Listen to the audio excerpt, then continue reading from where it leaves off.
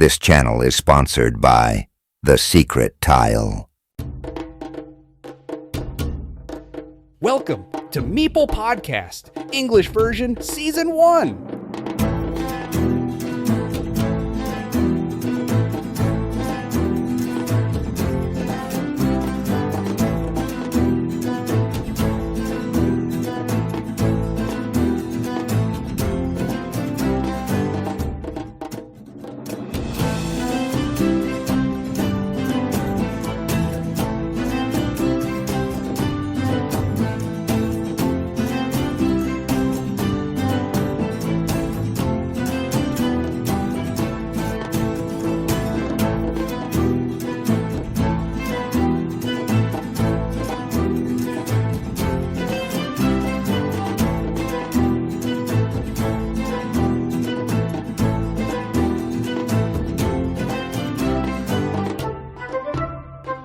Dear friends from the world of Carcassonne and followers of this channel, this is the second part of this 3-episode series dedicated to the Carcassonne Champions League.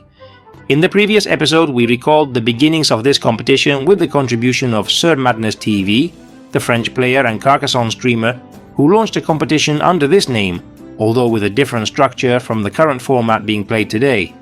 In this second episode of the series, we dive fully into the most recent version of the CCL, which is the result of the work done by Sergey Zakharenko through his website, carcassonne.gg. Before we begin, I want to mention that I conducted an interview with Sergey in September 2024 with the intention of publishing it before the last edition of the World Championship in Germany. The idea behind the interview was that Sergey had just been crowned national champion of his country, among other relevant topics, and was also the captain of the Ukrainian team and the organizer of this new tournament format. However, the interview was never recorded and therefore never published, but I do have Sergey's answers and his permission to share them in this episode. In fact, the voice you're about to hear is not his, but one created with artificial intelligence, so this isn't a narrated version. As I mentioned earlier, one of the reasons I proposed the interview was his victory in the 2024 Ukrainian Championship, which gave him the chance to compete in the World Championship in Herne in October, something that didn't happen due to his country's visa restrictions for men. This had already happened to Anatoly Kravchenko, Samuelson on Board Game Arena, whom we featured in Meeple Podcast episode 160. In those circumstances, Tatiana Usenko, the Ukrainian player, replaced Anatoly in that edition. The first question in Sergey's interview touched on this topic about his country's situation. Our guest responded as follows. This is quite a deep and complex topic. Of course, the war has affected all our players.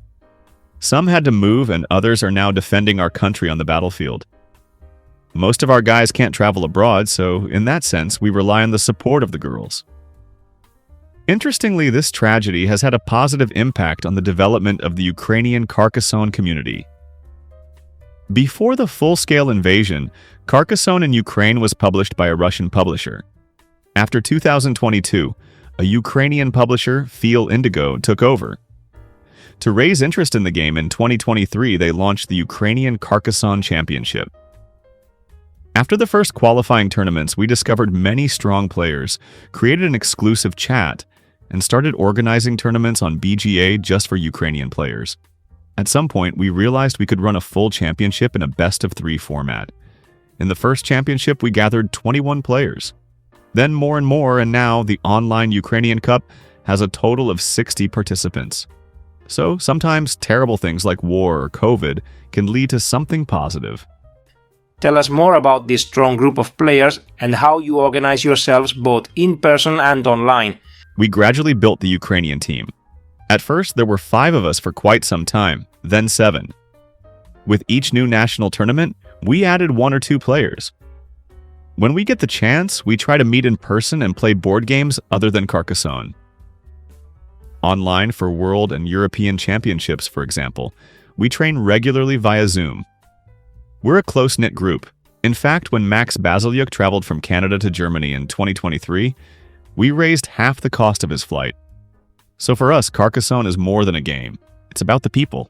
No, I'd like to know more about your avatar. That white cat that you all use as your Board Game Arena profile. What's its origin and what does it mean to you? This avatar has a bit of history. A while back, when BGA didn't have arena mode, it was quite hard to find opponents without a premium subscription. So I decided to start small weekly tournaments with 5 games each. Later, I added more regular tournaments. The Strong League and Cup for players with over 300 ELO, and the Have Fun League and Cup, which used expansions and strategic mode. For the Have Fun tournaments, I chose an avatar, Simon's cat on a red background. When we created the team, I used that avatar for our player chat. It was modified several times until it became the cat with the yellow and blue background. Players simply wanted to use that avatar on BGA and it stuck. Sergey, what led you to discover Carcassonne and play competitively? And how did you become captain of the Ukrainian team and one of the most active organizers in the international scene? My introduction to Carcassonne began in 2012 when I started working at a company with Victor, Yubjic on Board Game Arena. My coworkers had been playing physical Carcassonne since 2006.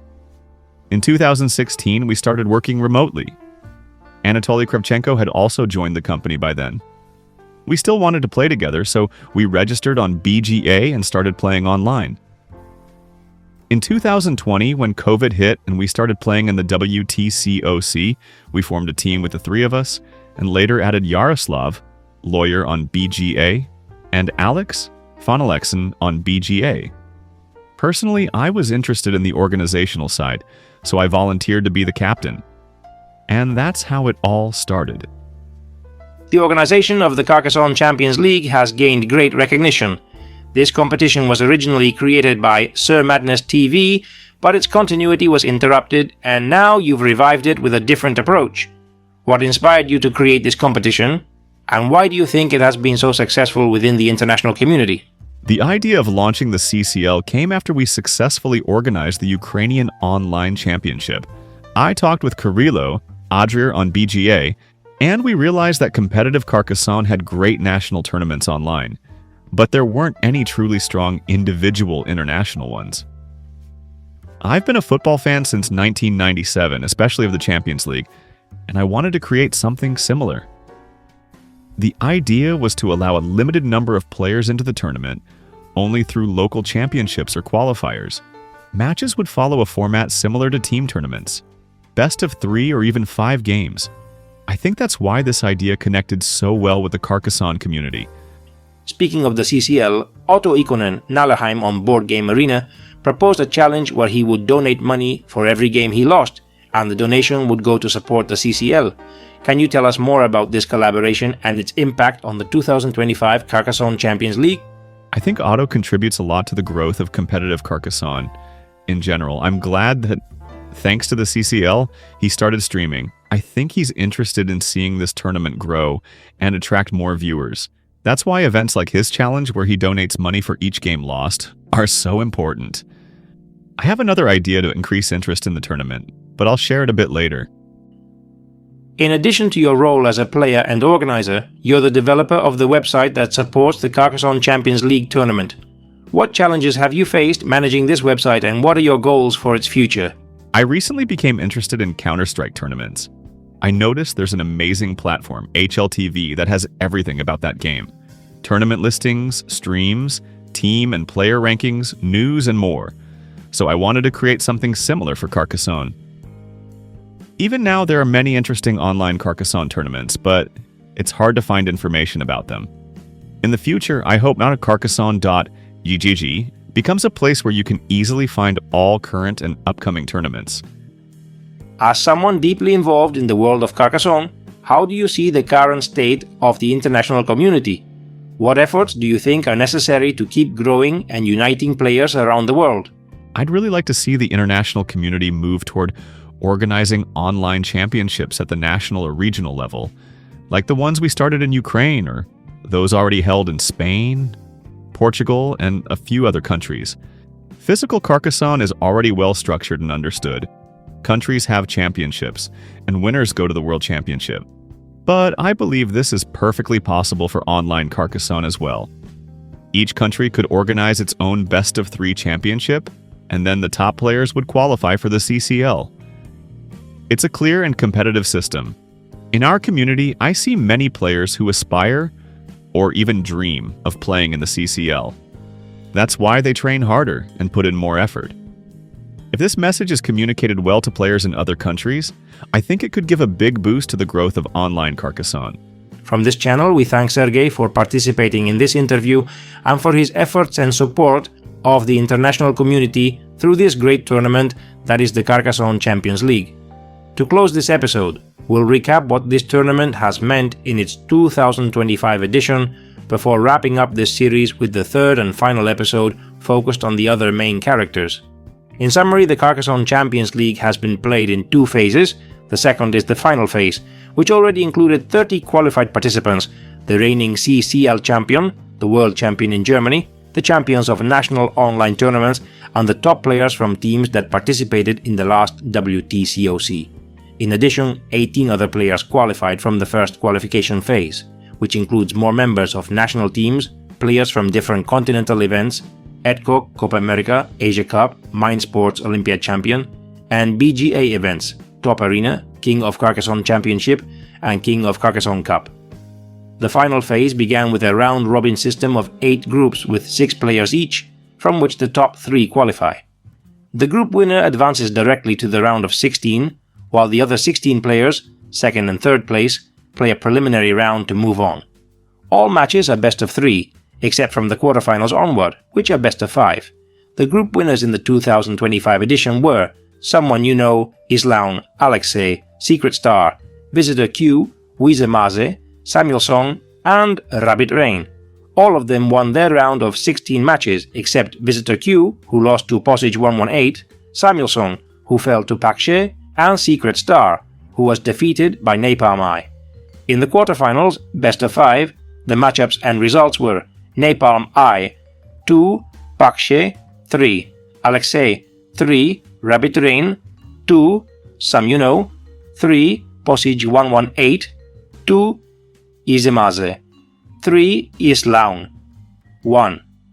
In the semifinals, Parkshi faced Alexey, who won 1-3, and Someone You Know soundly defeated Izemaze 3-0. The final, as you all know, ended with a stunning 3-0 victory for Alexey, who has been crowned winner of this second edition, dethroning the previous Carcassonne Champions League champion in the final itself. In the next episode, we wrap up this series and hear from the protagonists of this event. Best regards to the entire podcast audience.